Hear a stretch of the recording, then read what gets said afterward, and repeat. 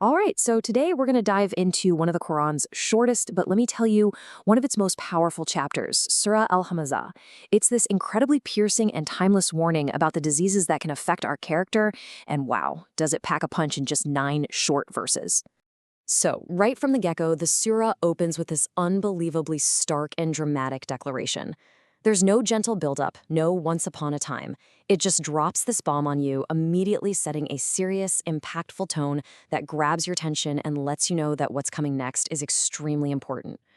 Now, to really feel the weight of this warning, we need to kind of rewind and look at where and when it was revealed. Understanding the context is absolutely crucial for appreciating its unique style and its powerful message. So Surah Al-Humazah is what we call a Makkan surah, and these chapters, they have a very distinct feel to them. They use these short, intense, almost rhythmic verses. Their purpose wasn't to lay out complex community laws. It was to crack open closed hearts, to try and awaken a society that had become heedless, focusing on the absolute basics, core beliefs, and the reality of the afterlife. And let's just pause on that very first word, wail, which we translate as woe. But honestly, that doesn't even do it justice. It's so much more than just an expression of sadness. In the Quran, when God says wail, it's a solemn declaration. It's a promise of destruction, a severe threat that means punishment is absolutely certain for the kind of person about to be described. So who exactly is being warned here? The very first verse points a finger at 2 specific types of behavior. Let's really break down these 2 actions that are being so strongly condemned. The verse says, every slanderer and backbiter. And you might think, wait a minute, aren't those basically the same thing? Well, this is where you see just how incredibly precise the Quran's language is. By using 2 different words, it's highlighting 2 distinct, though definitely related, sins. Okay, so check this out. Humazah refers to slander through action. Think about it. Mocking someone with a roll of the eyes, a sneer, a condescending hand gesture. It's character assassination without even saying a single word.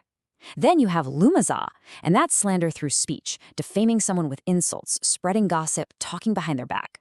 So what the verse is doing is condemning anyone who crushes another person's reputation, whether they do it with their actions or with their words. It covers all the bases. And then the surah pivots. It moves from the act of slandering to the motivation behind it. It warns a second type of person, someone whose arrogance is being fueled by a much deeper, more dangerous obsession. And there it is. Here we see what's really driving that arrogance. This person is totally defined by their relationship with money. They don't just earn it, they collect it, they hoard it, and they get their entire sense of security and superiority from it. And in doing so, they fall into this deep, deep delusion about what their wealth can actually do for them. Now, the wording here is so crucial. The Arabic for counts it is adadahu. This doesn't just mean accounting or balancing a checkbook. It implies this compulsive, repetitive action.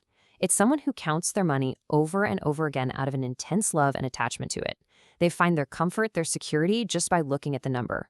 It's a genuine sickness of the heart. And this obsession leads to the ultimate delusion.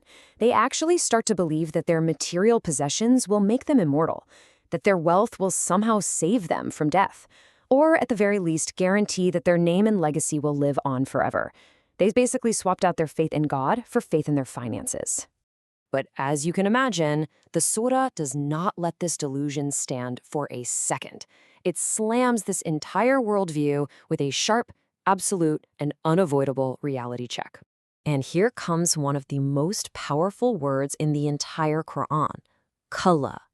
This isn't just a simple no. It's an emphatic, absolute rejection of everything that person believes in.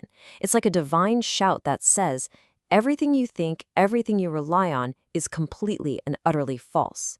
And right after that comes the consequence. He will, for sure, be thrown into the crusher. The Quran then asks this rhetorical question. And this is a technique used to build suspense and to really magnify the sheer horror of what's about to be described.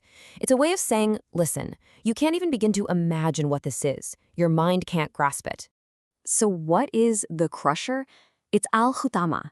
And the name itself tells you exactly what it does. The root of the word means to shatter, to break into pieces. So this isn't just a fire that burns you, it's a force that completely and totally obliterates, crushing anything and everything that touches it. And the description just gets more terrifying. It's called the fire of Allah, which links it directly to divine justice. And get this, it doesn't just burn the outside, it leaps over all the physical stuff to reach the very core of a person, their heart, the very place where that arrogance and greed came from. And to top it all off, it is completely inescapable, sealed shut on them inside these towering columns.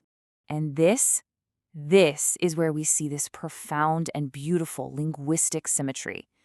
The person who commits the sin is the Humazah or Lumazah, the one who crushes people's dignity. Their punishment is in al-khutama, the fire that crushes. Do you hear that? The very sound of the punishment echoes the sound of the crime. It's just this powerful illustration of perfect divine justice, where the consequence is a direct reflection of the sin itself. So after hearing all of this intense description, what are we supposed to take away from it all? I mean, this surah isn't just some scary story about the afterlife. It carries a critical lesson for our own lives, right here, right now. See, the whole point here is prevention, not just description.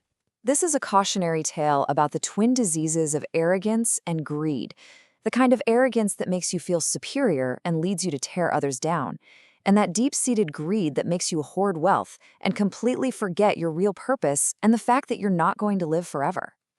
And so this ancient chapter leaves us with a very modern and very personal question.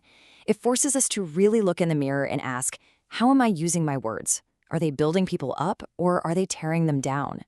And what about my relationship with wealth? Is it a tool that I use for good, or has it become the center of my identity, creating this delusion that it's all that matters? Ultimately, it's asking each of us, what kind of legacy are we actually building?